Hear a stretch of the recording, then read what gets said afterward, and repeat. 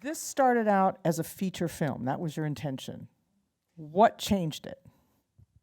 Yeah, it's interesting. We had followed Malala's story in the press, but it wasn't until we read a proposal for her book before it was published. And it was distilled her story into about, I think, 14 pages.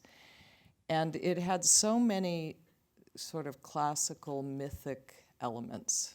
One of the key ones was her name, the fact that she had been named after a famous Afghani woman who stood up against the British and lost her life in doing it. And it just suggested that there could be a film in her story.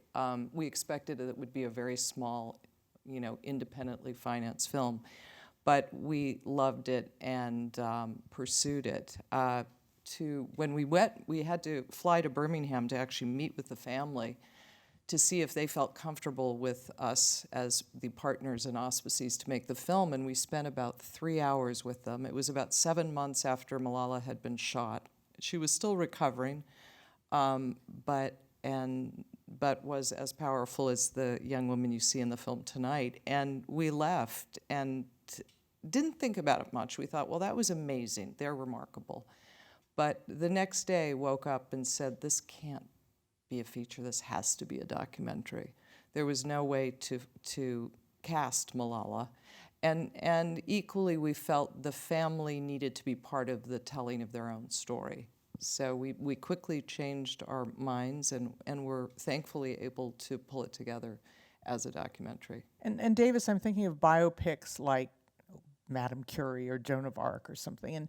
And how do you take, especially an 18-year-old girl who's gone through what she's gone through, but give her texture and reality and not turn her into a two-dimensional plaster saint?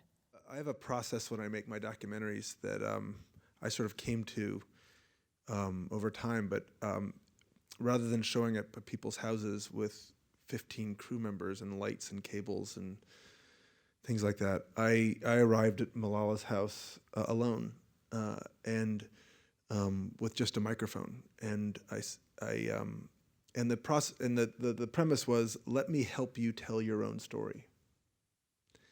And so I sat in her office, that office with the Post-its with Cat Burglar, little tiny room, and we talked for 3 hours. And I didn't have notes. I didn't have a place where I needed to go. I just wanted to pull her out. And then I did the same thing with her father, Zia. And from those interviews, well, first of all, they said, we've told you stuff we've never told anybody, because it was just a quiet conversation and there was no pressure to be on camera. And I think out of that, I think it's that process, for me anyway, that makes it feel like I'm pulling real things out of them. And it's not, I think sometimes documentaries are fighting the Wikipedia page. You look up someone on Wikipedia and you get the four things that everyone knows, and then you move on. And I think, especially a movie about someone who people think that they already know, you want to go deeper and you want to just pull out those things. And then the other thing is just to spend a lot of time, and a lot of it was at their kitchen table when they're teasing each other, and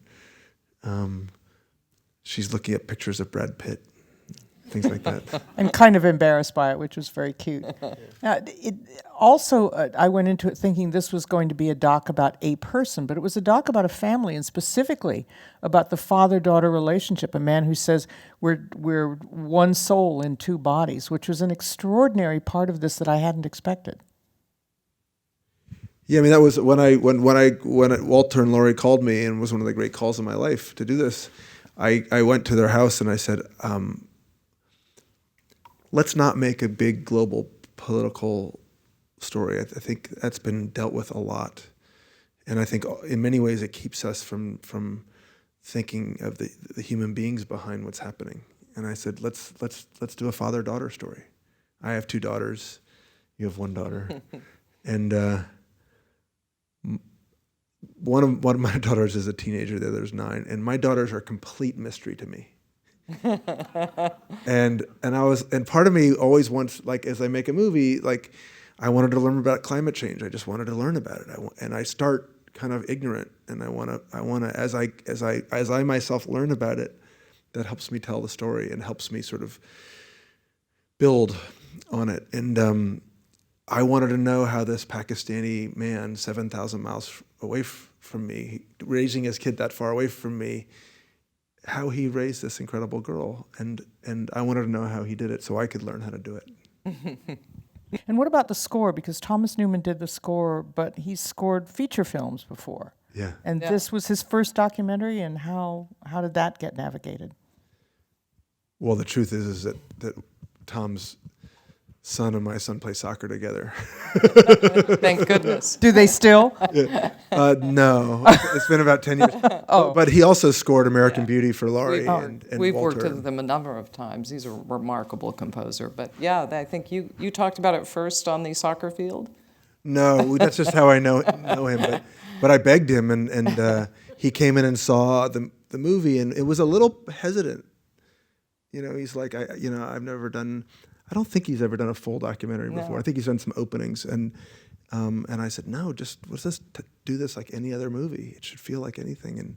And my daughter, my 9-year-old daughter, when I drive her to school every morning, that's all we do is play his score, and she goes, play the part where Malala does it. So and he's just such a lovely. He's like a true artist, and I feel so lucky to have worked with him. What audience were you keeping in mind for this? Because it's about a 15, 16, 17-year-old, a movie for adults, though a documentary is of substance for adults.